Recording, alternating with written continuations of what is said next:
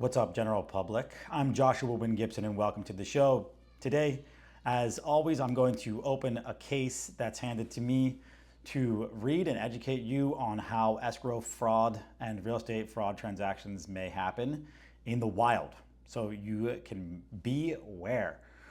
A 33-year-old woman from Chattanooga, Tennessee just got 75 months in federal prison for selling houses she did not own on Facebook Marketplace. Alicia England stole the identities of homeowners, both living and dead, forged deeds in their names, filed them at the county recorder's offices, and then listed the homes online like she was selling a used couch. Over roughly 2 years, the scheme touched at least 19 residential properties worth more than $1.4 million, including 4 in Charlotte, North Carolina area. Real buyers showed up with real money for the homes whose real owners had no idea any of this was happening. She pleaded guilty to wire fraud and aggravated identity theft and was sentenced this month with a $300,000 in restitution.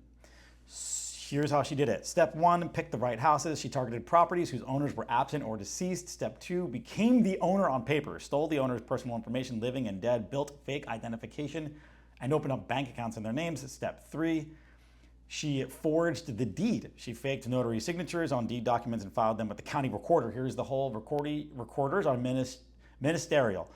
They file what's handed to them. Nobody at that counter verifies you are the person on the deed.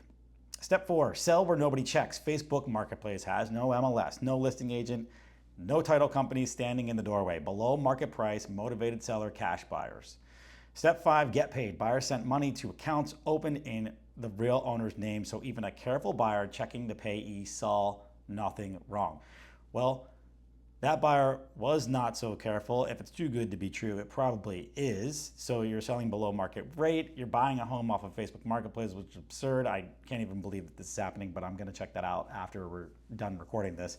But like always, I record these videos, I read them live and give you my reactions and my thoughts, because what I'm trying to do here with this series is educate the general public on how fraud is occurring in real estate, and it is up.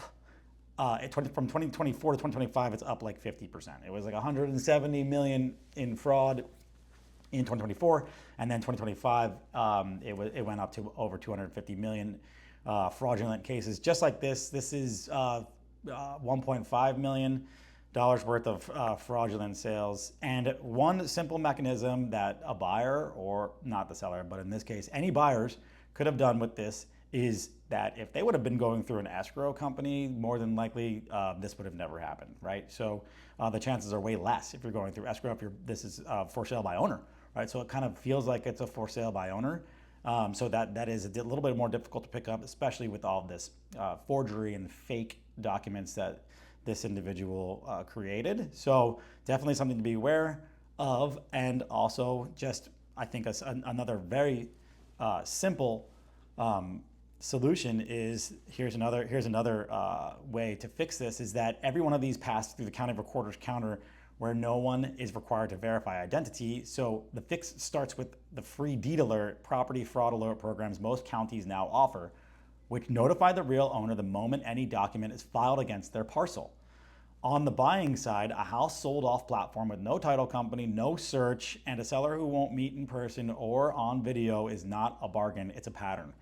Verified in person or credential verified remote notarization of the seller's identity is a single checkpoint that would have stopped all 19 of these sales. So there you have it.